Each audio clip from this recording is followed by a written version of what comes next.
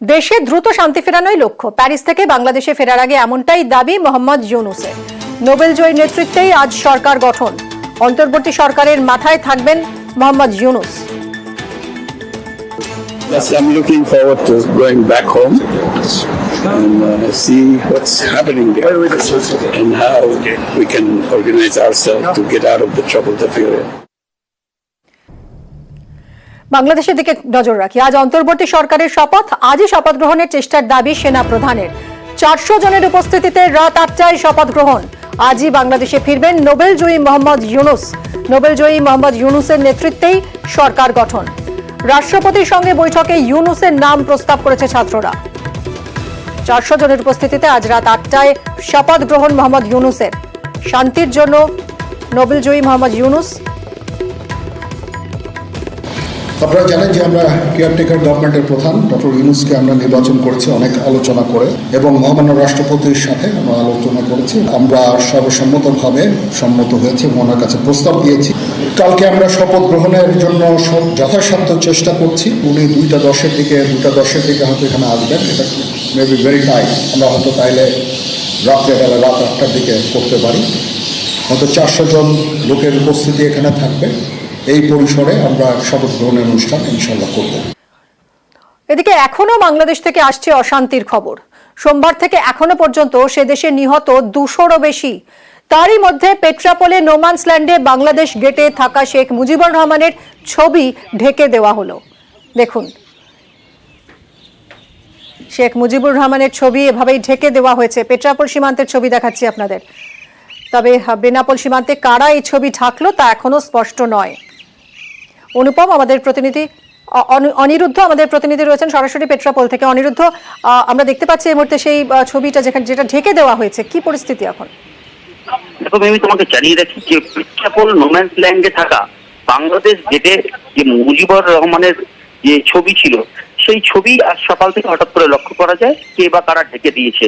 বাংলাদেশের গেটের উল্টো দিকে অর্থাৎ নোম্যান্সল্যান্ডে থাকা যে ছবি, সেই ছবি সাদা রং দিয়ে ঢেকে দেওয়া হয়েছে, এবং যেখানে বলা যেতে পারে যে এটা যথেষ্ট রকম তাৎপর্যপূর্ণ বিষয়। কারণ এতদিন আমরা দেখতে পেয়েছি বাংলাদেশের যে অশান্তি চলছে, সেখানে বাংলাদেশে থাকা শেখ মুজিবুরের বিভিন্ন মূর্তি ভাঙা হয়েছে, কিন্তু এতদিন পর্যন্ত অক্ষত ছিল এই নোম্যান্সল্যান্ডে থাকা শেখ মুজিবুর রহমানের এই ছবি। এবং তাই সেই ছবি কিন্তু আজকে সকালবেলায় লক্ষ্য করা গেল যে সেই ছবির উপরেই সাদা প্রলেপ লাগানো হয়েছে এবং শেখ মুজিবুরের ছবি ঢেকে দেওয়া হয়েছে। মিমি, সঙ্গে থাকা অনিরুদ্ধ।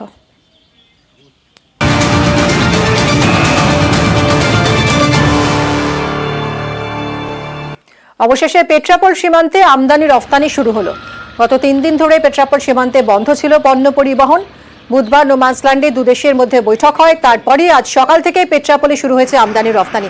অনিরুদ্ধ থেকে আরো বিশদে জানবো। অনিরুদ্ধ, সকাল থেকেই রফতানির যে ট্রাক যাচ্ছে বা আমদানি ট্রাক আসছে, সেই ছবিটা কি আবার সেই পুরনো চেনা ছবি ধরা পড়ছে? আমি তোমাকে জানিয়ে রাখছি যে বাংলাদেশের অশান্তির কারণে গত সোমবার দুপুরের পর থেকে বন্ধ হয়েছিল আমদানি রপ্তানি। এই 3 দিন আমদানি রপ্তানি বন্ধ থাকার ফলে পেট্রাপোল সূত্রে যেটা খবর যে প্রায় প্রতিদিন বা পেট্রাপোল বন্দর দিয়ে 150 কোটি টাকার ব্যবসা হয়ে থাকে। যদি ধরা হয় তো 3 দিন, তাহলে 450 কোটি টাকার ক্ষতির মুখে কিন্তু ইতিমধ্যেই আমদানি রপ্তানি ব্যবসায় কিন্তু পড়েছে ব্যবসায়ীরা। আজ সকাল থেকে অর্থাৎ গতকাল দুই দেশের মধ্যে ভারত এবং বাংলাদেশের পোর্ট, কাস্টমস এবং ক্লিয়ারিং এজেন্ট যারা আছে তারা একটি বৈঠক করে বাংলাদেশ এবং ভারতের নোম্যান্সল্যান্ডে। সেখানে দীর্ঘক্ষণ বৈঠকের পরে তাদের সিদ্ধান্ত হয়েছিল যে ভারতীয় যে সমস্ত গাড়ি বাংলাদেশ পোর্টের মধ্যে আছে, 750 এমন লোডিং গাড়ি বাংলাদেশ পোর্টের মধ্যে ছিল।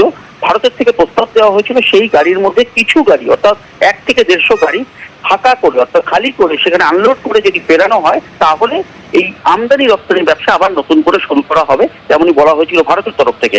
ঠিক তেমনই গতকাল বিকেল থেকে ফাঁকা গাড়ি আসতে শুরু করে বাংলাদেশের দিক থেকে, এবং তার ফলপ্রসূ অনুসারে আজ সকাল থেকে পেট্রাপোল বন্দর দিয়ে শুরু হলো আমদানি রপ্তানি। এ বিষয়ে পেট্রাপোল ক্লিয়ারিং এজেন্ট সম্পাদক কার্তিক চক্রবর্তী জানিয়েছেন যে ব্যাপক ক্ষতির মুখে ব্যবসায়ীরা পড়েছিল, এবং আজ সকাল থেকে এই যে আমদানি রপ্তানি শুরু হলো, আগের মতন অর্থাৎ কোনো আগের দিনে যে অবস্থান ছিল, এখান থেকে 350 ট্রাক যেত বাংলাদেশে এবং বাংলাদেশ থেকে 150 ট্রাক আসতো, ঠিক তেমনই বিজনেস হবে বলে তিনি জানিয়েছেন। ধন্যবাদ অনিরুদ্ধ। ছিল এখন আপাতত এই স্বাভাবিক পর্যায়ের দিকে এগোচ্ছে। আমরা প্রথম 8টার সময় মতো প্রথম গাড়ি আমরা রপ্তানি করলাম, ওদের গাড়ি আমরা নিলাম, আমদানি করলাম। উভয় পাশে সরকারি আধিকারিকরা কাজে লেগে গেছে। তো আমরা বাংলাদেশ থেকেও আমাদের আরও নিশ্চিত করা হয়েছে যে পোর্ট সম্পূর্ণ সুরক্ষিত, বিশেষ করে ভারতীয় ট্রাক এবং ভারতীয় ড্রাইভারদের জন্য এটা আমরা নিশ্চিত হয়েছি। তো উভয় পাশে সরকারি আধিকারিক এপাশে যারা আছেন, বিএস এবং এলপিআই যারা দায়িত্বে আছেন, তাদের গ্রিন সিগন্যাল পেয়ে নিয়ে আমরা আমদানি রপ্তানির কাজ শুরু করেছি। পেট্রাপোল সীমান্তের ছবিটা তো দেখালাম, এবার চলুন যাই ঘোজাডাঙ্গা সীমান্ত। সেখানে কি ছবি? স্বাভাবিক ছন্দে ভারত বাংলাদেশের ঘোজাডাঙ্গা সীমান্তে যাতায়াত শুরু হয়েছে। অনুপম আমাদের প্রতিনিধি রয়েছেন। অনুপম, কি ছবি আজ সকাল থেকে ঘোজাডাঙ্গায়? দেখো মিমি, এই যে ভারতবর্ষের যে অন্যতম যে বন্দর ঘোজাডাঙ্গা সীমান্ত, সেখানে কিন্তু একদম সকাল থেকে স্বাভাবিক পরিস্থিতি, কিন্তু একদম স্বাভাবিক। তার কারণ গতকালও আমরা কিন্তু দেখিয়েছিলাম যে এই যে ঘোজাডাঙ্গা বন্দরে কিন্তু আমদানি রপ্তানি স্বাভাবিক ছন্দে চলছে। আজও তাই সকাল থেকে কিন্তু স্বাভাবিক ছন্দে আমদানি রপ্তানি চলছে, এবং পাসপোর্টে যারা যাতায়াত করছে তারাও কিন্তু স্বাভাবিক ছন্দে কিন্তু যাতায়াত করছে। এবং যারা বাংলাদেশ থেকে ফিরছে, যেসব ট্রাক চালক বা যেসব বাংলাদেশি নাগরিকরা ভারতে ফিরছে, তাদের সঙ্গে আমরা কিন্তু কথা বলেছিলাম। তারা যেটা বলছিলেন যে এই মুহূর্তে আগের থেকে অনেকটাই শান্ত বাংলাদেশের পরিস্থিতি, অনেকটাই শান্ত, এবং তারা যেসব বাংলাদেশি নাগরিক তারাও কিন্তু আগের থেকে অনেকটাই কিন্তু আতঙ্ক কাটিয়ে উঠেছে এবং স্বাভাবিক ছন্দে ফিরছে বাংলাদেশ, এবং দোকানপাট খুলছে, গাড়ি ঘোড়া চলছে বাংলাদেশে। এবং যে কারণে বাংলাদেশের যেসব ট্রাক চালকরা যাচ্ছে বা ফিরছে তারাও কিন্তু অনেকটাই কিন্তু আতঙ্ক থেকে বেরিয়ে এসেছে, এবং খুব স্বাভাবিক ছন্দে এই দুদিন ধরে কিন্তু আমাদের এই যে ঘোজাডাঙ্গা সীমান্ত, এখান থেকে কিন্তু একদম স্বাভাবিকভাবেই কিন্তু আমদানি রপ্তানি ব্যবসা চলছে। ধন্যবাদ অনুপম। আমাদের পরিস্থিতি অসুবিধা ভালো আছে, উপরের দিকে আছে কিনা জানি, কিন্তু অসুবিধা নেই, কোনো সমস্যা নেই। আমরা গেছিলাম নাগরখালি গেলাম, তো দেখলাম না কিছু, চলে আসলাম, রাস্তা খালি ছিল সকাল সকালে, এখন শান্তি আছে। বাংলাদেশের পরিস্থিতি আস্তে আস্তে ভালোর দিকে যাচ্ছে, ভালো হচ্ছে, আইন শৃঙ্খলা ডেভেলপ হচ্ছে, সরকার গঠন হলে পরিস্থিতি আরও ভালো হয়ে যাবে। অনেকটাই স্বাভাবিক, গাড়ি ঘোড়া চলছে, রাস্তা কোনো উশৃঙ্খলা নেই, সব ডিসিপ্লিন, দোকানপাট খুলছে। আমরা তো চাই প্রতিবেশী দেশের সাথে ভালো সম্পর্ক থাকুক, কে আসলো না আসলো এতে কিছু যায় আসে না, আমরা শান্তি চাচ্ছি। এই মুহূর্তে শান্তি এখনো পুরোপুরি আসে না, আস্তে আস্তে সময় লাগবে। আগস্টে বায়না, সেপ্টেম্বরে পশ্চিমবঙ্গে ঢোকে পদ্মার ইলিশ, কিন্তু এবার কি তা হবে? কারণ পদ্মা পারে তো অশান্তির আগুন, ওপার থেকে মাছ না এলে এপার বাংলা ইলিশের দাম বাড়তে পারে বলেই আশঙ্কা।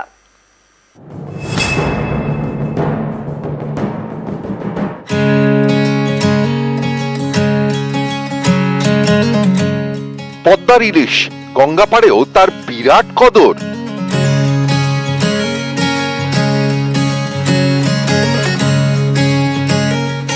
কিন্তু এবার কি দুর্গাপুজোর আগে পদ্মার ইলিশ পাতেই উঠবে? এ নিয়ে বড়সড় প্রশ্ন উঠে গিয়েছে, কারণ পদ্মা পারে যে এখন অশান্তির আগুন।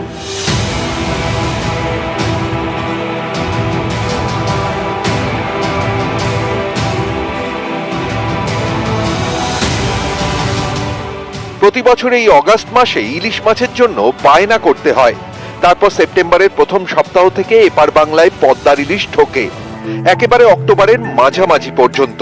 এবার অন্য ছবি, ওপার বাংলায় ডামাডোল, তাই এপার বাংলায় পদ্মার ইলিশ আমদানি নিয়ে বড়সড় সংশয়। এখন এই বছর বর্তমানে যা পরিস্থিতি বাংলাদেশের, তাতে ইলিশ আমদানি হবে কিনা এটা অনিশ্চিত হয়ে গেছে। পরিস্থিতি যা দেখছি, আমদানি করতে পারবো কিনা, কার কাছে আবেদন করবে আমাদের রপ্তানি সেটাও জানে না, আর আমরাও কার কাছে আবেদন করবো সেটাও আমরা বুঝতে পারছি না। যেহেতু এই ঘটনা একটা সত্যি একটা অঘটনে বলতে পারি, এই অঘটনের জন্য আজকে আমরা সেই জায়গা থেকে হারাবো, সেই আসল যে আমরা পদ্মার ইলিশ যেটা পাই সেটা হারাবো ঠিক। তবে আমাদের ওই মেন ইলিশ থাকে, এখন আমরা কোলাঘাট নিয়ে বেঁচে থাকবো আর কি। বর্তমানে যা পরিস্থিতি, বাংলাদেশের যা ভয়াবহ অবস্থা, তাতে তো বাংলাদেশের মাছ মানে নিরুদ্দেশে হয়তো বললে চলে। মানে যেই মাছটা আগে পাঠিয়ে দিয়েছে সেই মাছগুলো এখন ফ্রোজিং হয়ে বিক্রি হচ্ছে, আদৌ নতুন করে কোনো মাছ আসার সম্ভাবনা এই মুহূর্তে নেই। 2022 সালে 2600 মেট্রিক টন পদ্মার ইলিশ ঢোকে পশ্চিমবঙ্গে, পরের বছর 1300 মেট্রিক টন। এবার কি হবে? আদৌ কি পদ্মার ইলিশ পাওয়া যাবে? পশ্চিমবঙ্গে ইলিশের চাহিদার অনেকটাই মেটায় পদ্মার ইলিশ। ফলে ওপার বাংলা থেকে ইলিশ না এলে এ রাজ্যে ইলিশের দাম বাড়তে পারে। বাঙালির পুজোয় অন্যান্য সব জিনিসের মতোই এই মাস্ট ইলিশ, আর সেটা যদি পদ্মার ইলিশ হয় তাহলে তো কথাই নেই। এবার বাংলাদেশে অচল অবস্থা, আর তাই এবার পদ্মার ইলিশ এবারের পুজোয় অনিশ্চিত বলা যায়, তাই বাঙালির মন খারাপ। ক্যামেরা বিপুলের সঙ্গে বিশ্বজিৎ, নিউজ 18 বাংলা। লোকসভা ভোটে অন্তর্ঘাত কাঁটা, নেতাদের অন্তর্ঘাতে তৃণমূলের হার। জলপাইগুড়ি, রায়গঞ্জ, মালদায় অন্তর্ঘাত, পূর্ব মেদিনীপুরেও অন্তর্ঘাতেই পরাজয়। জেলা থেকে রিপোর্টে চাঞ্চল্যকর দাবি।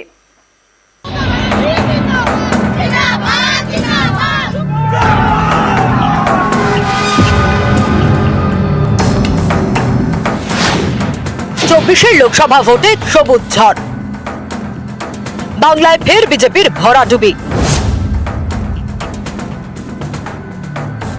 কিন্তু এর মধ্যেই নানা জায়গায় পরাজয়ের কাঁটা। তৃণমূলের মাথা ব্যথা বাড়িয়েছে পুরো এলাকার ফলাফল। এই অবস্থায় হুঁশিয়ারি দেয় তৃণমূলের শীর্ষ নেতৃত্ব। পুরসভায় যারা দায়িত্বে আছেন, পঞ্চায়েতে যারা দায়িত্বে আছেন, তাদের কর্মীদের কথা ভাবতে হবে, নিজের কথা ভাবলে চলবে না। পুরসভার নির্বাচনে আমি পুরসভার কাউন্সিলরের টিকিট পাবো, আমার ওয়ার্ড থেকে আমি জিতবো, আর লোকসভা বিধানসভায় দল প্রত্যাশিত আর আশানুরূপ ফল করবে না, আপনার বিরুদ্ধে দল ব্যবস্থা নেবে, যত বড় নেতার ছত্রছায়ায় আপনি থাকুন। অভিষেকের নির্দেশ মতো আত্মসমীক্ষার কাজ শুরু করে তৃণমূল। দলের সাংসদ, বিধায়ক এবং দায়িত্বে থাকা নেতাদের থেকে রিপোর্ট চেয়ে পাঠায়। ইতিমধ্যেই নানা লোকসভা এলাকা থেকে রিপোর্ট আসতে শুরু করেছে। তাতেই উঠে এসেছে চাঞ্চল্যকর তথ্য। রিপোর্টে দাবি করা হয়েছে একাধিক জায়গায় অন্তর্ঘাতের ফলে তৃণমূল হেরেছে, যেমন রায়গঞ্জ, মালদা, জলপাইগুড়ি এবং পূর্ব মেদিনীপুর। এই সব এলাকায় সংগঠনের দায়িত্বে থাকা একাধিক নেতা সেভাবে কাজ করেননি। নিচু তলার একাধিক নেতা তলে তলে বিজেপির সঙ্গে যোগাযোগ রেখে চলেছেন। অনেক পুরো এলাকাতেও অন্তর্ঘাতের কারণে তৃণমূলের ফল খারাপ বলে দাবি করা হয়েছে রিপোর্টে। এক একটা ইলেকশনের এক একটা পার্সপেক্টিভ থাকে। লোকসভা একরকম, বিধানসভা একরকম, প্রার্থীর ব্যক্তিগত জনপ্রিয়তা, গ্রহণযোগ্যতা সেখানে একটা বড় ইস্যু হয়ে যায়। বিভিন্ন ক্ষেত্রে নানা লোকাল সমীকরণ থাকে, তার সঙ্গে হয় যদি কোথাও কোথাও অন্তর্ঘাত যদি হয়ে থাকে। এই নির্দিষ্ট উপসংহারে পৌঁছানোটা যথেষ্ট দায়িত্বের সঙ্গে করছেন শীর্ষ নেতৃত্ব।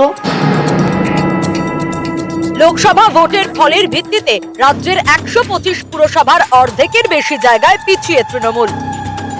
এছাড়া তৃণমূলের মাথা ব্যথা বাড়ায় মালদার মতো জেলার ফলাফল। 21 বিধানসভা ভোটে উত্তরের এই জেলায় ছিল তৃণমূলের দাপট। 12টি বিধানসভা আসনের মধ্যে 8টিতে জয়ী হয় তৃণমূল, বাকি 4টিতে বিজেপি। কিন্তু 24 লোকসভা ভোটে সেই মালদায় ধাক্কা খায় ঘাসফুল। মালদা উত্তর লোকসভা আসনে জয় পায় বিজেপি, মালদা দক্ষিণে কংগ্রেস। মালদা জেলায় 12টি বিধানসভা আসন, একটিতেও লিড পায়নি তৃণমূল।